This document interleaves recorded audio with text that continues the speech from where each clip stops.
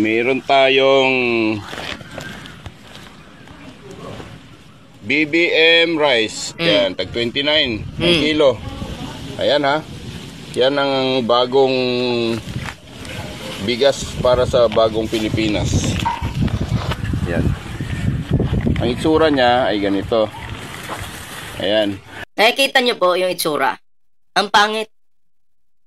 Pero nakakapagtaka, yung video putol na.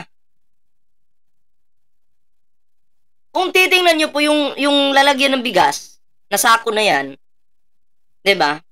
Ano na, may butas na. Kumbaga, nabuksan na. Malay ba natin kung tinanggal nyo yung original na laman yan at nilagyan nyo ng pangit na bigas para para mapahiya yung gobyerno. Yan naman yung purpose ng mga DDS, di ba? Ang ipahiya at siraan yung ating gobyerno. Tama? Tingnan nyo nakakaduda po ito eh. Tingnan nyo. Butas na eh. Dapat, bago mo i-video, nag-video ka muna, tapos binutasan mo, baka maniwala pa kami sa'yo. Kasi sa dinami-daming bumili niyan, ikaw lang yung nagreklamo. Ha? Panoorin nyo. Meron tayong tingnan nyo butas na yan ha. BBM rice. Yan, tag 29 ang kilo. Ayan ha. Yan ang bagong bigas para sa bagong Pilipinas. Yan. Yan butas na. Dapat pinakita mo sa video yung pagbutas mo sa sakong yan. Para naman kapani-paniwala. Malay ba natin kung dati ng yan, maganda talaga yung laman, pinalitan nyo lang. KO! Diba? Tuloy natin. Anong gagawin niya? Ang itsura niya ay ganito. Ayan. Ang itsura niya tayo? May itim-itim. Nakikita nyo to? May brown, may itim-itim. Hindi naman po ganyan yung bigas ng NEA. Hindi po, mamaya po ipapakita ko sa inyo yung talagang anong klase. Maganda yung quality ng NEA, papakita ko po sa inyo mamaya. O BBM rice. Yung 29 pesos per kilo. Ayan Tapos, ang amoy niya. Inamoy ni Lolo. KO! Amoyin mo pa. Hindi, dili gid. Yun, kay kalbog yun ba? So, syempre, init man ang panahon. Magpakalbo na rin ako nito. Kayag ba kayo magpakalbo po tayo? Okay lang ba sa inyo? Sa tingin nyo?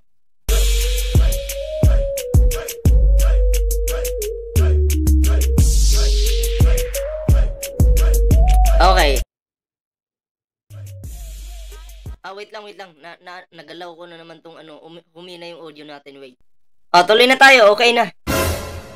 Dili siya makakaon, amoy amag Amoy ipis. Amoy ipis daw po Yung NEA rice o BBM rice. Anong tawag dyan? Paninira na to. Sinisiraan mo na yung NEA rice o BBM rice. Tuloy pa natin. Ito yung sinasabi ng mga tao na para sa mga kuwan ng ito, hayop. Saan yung mga manok dito? Kruk. Saan yung mga manok niya? Wala namang manok. Pati manok, ginagawan mo. Dadamay mo pa. Ayan. Para sa hayop lang talaga ito. Ayan. Okay? Alright? Okay, alright. Engagement na naman. Okay, alright. Pa-viral na naman. Okay, alright. Grabe talaga, no? Grabe yung paninira nila sa ating gobyerno. Eto po, papakita ko po sa inyo yung totoong BBM rice o NEA rice. Yung katulad yan. Okay? Pero ito, maganda po yung quality. Nagtaka nga po ako, bakit ganyan yung NEA rice? Binidyo mo, may butas na, may nabuksan na yung sako. Dapat, bago mo i-video yung nakasil pa talaga, wala pa, hindi pa nabuksan. Tapos, bago mo, ano bang gagawin mo? Kutsilyo ba yung pambukas mo para makita natin kung ano ba talaga yung totoo? Wala eh. Ito po yung totoong klase ng bigas ng NEA. Papakita ko po sa inyo Papakita ko po sa inyo. Ayan. Oh, yan. O, panoorin po natin yung video. Walang itim-itim yan, ha? Walang itim-itim yan. O, walang brown, walang itim. O, panoorin natin. Ito na ang promise ng ating Pangulo. Meron na palang 29 pesos per kilo. Ang tatak nito ay BBM. Ibig sabihin, bagong bayaning magsasaka. At NIA, tungo sa makabagong Pilipinas. So, sino ito? Meron tayong bagong Pilipinas, meron tayong Department of Agriculture and National Irrigation Administration. So yan po, ito ay 10 kilos. Buksan natin. O yan, bubuksan na ha. Tingnan natin kung madumi ba yung bigas o hindi. Tingnan natin. Ang BBM rice.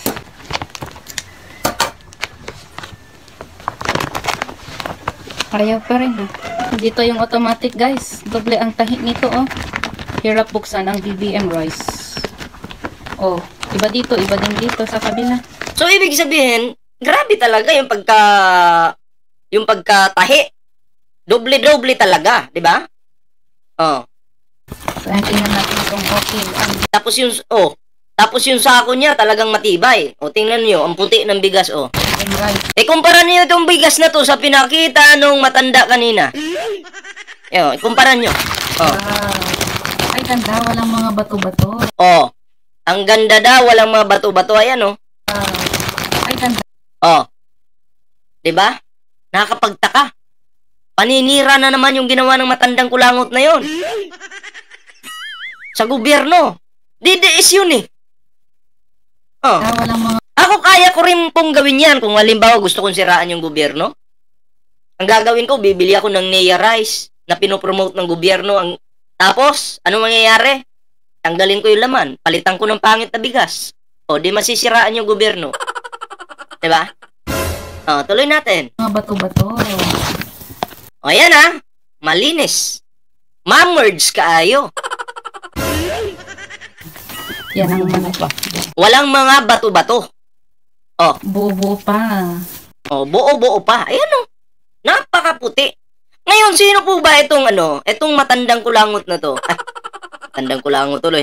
Oh, sino po ba ito? Siya po ay si Michael Bulambot. Pangalawa po ito sa ating kinontent. Kasi yung kinontent natin nung nakaraan, yung nag-viral na nanira ng 20 pesos na bigas. Okay? Ano na yun? Napansin na yun ng gobyerno. Mainstream media, kalat na yun. And then eto, sana din po mapansin ito ng ating gobyerno, mapansin ito ng mainstream media, diba? Itong ginawa ng taong ito. At mapansin din po sana ng NBI. Nea Rice, ganun yung quality na pinapakita niya sa social media. Libo-libo po yung nakakita doon.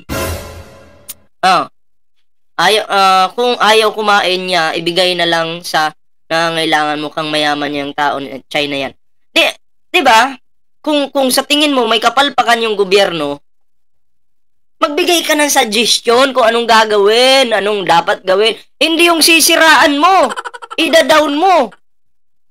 Kung ang kapamilya mo nagkakamali, sisiraan mo ba lalo?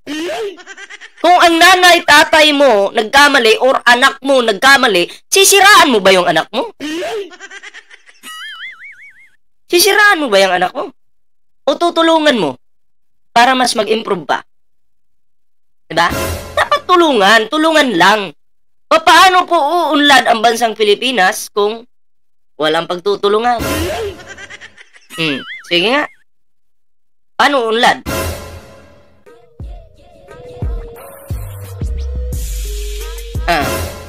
Yan po si Michael Bulambot. Sana po ay pansinin niya ng ating gobyerno. Ay paninira po yung kanyang ginagawa. Sam Reyes, shoutout po sa iyo. Libre pong mag-like ha. May like button po dyan. Huwag kalimutang mag-like. At eto na mga pre, bigyan po natin ito ng reaksyon. Itong mga sinasabi ni Sara Duterte dito. Okay? Grabe yung ginawa ni Sara dito mga pre. Ang yabang. Eto na, wala nang patumpik-tumpik pa. At atin na pong panoorin yung mga pinagsasabi ng ating Lustayera. Yan. Pasok, Sara. Ako si Sara Duterte. Kaya kong makipag-away sa kanal.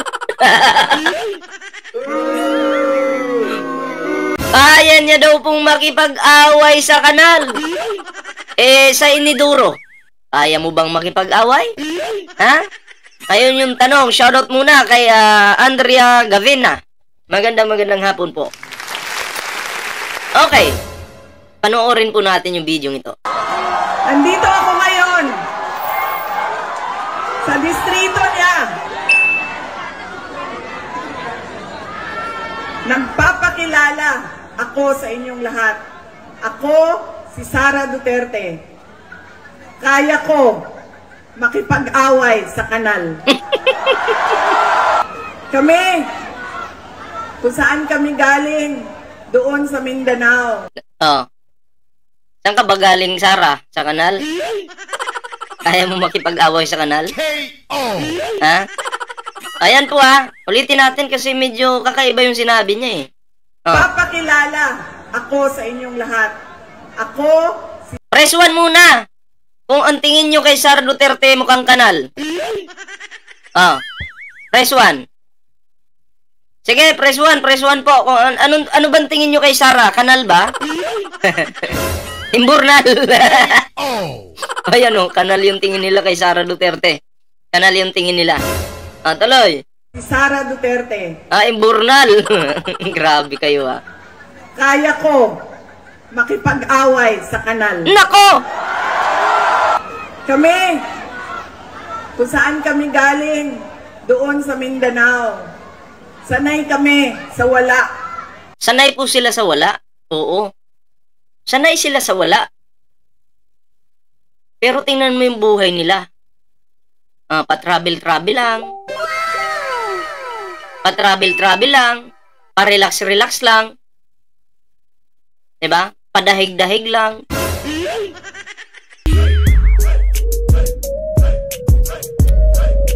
Okay ba yung connection natin mga pre? Okay ba? Okay ba?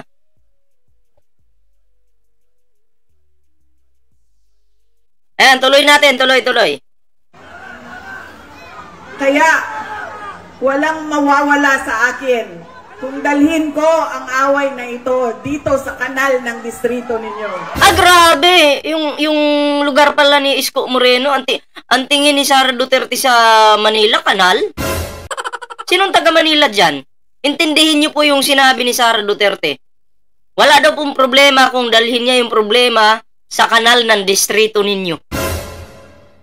Kanal po ang tingin sa inyo. Mga Manilenyo. Kanal ang tingin sa inyo ni Sara Duterte. Intindihin niyo po Intindihin niyo po. Intindihin niyo. Wala. Kaya, walang mawawala sa akin. Wala daw mawawala sa kanya, kaya mandadamay na lang. Kung dalhin ko ang away na ito dito sa kanal ng distrito ninyo. Kanal po ang tingin ni Sara Duterte sa inyo. Salamat po, M. Suzuki, sa pag-like. Maraming salamat po.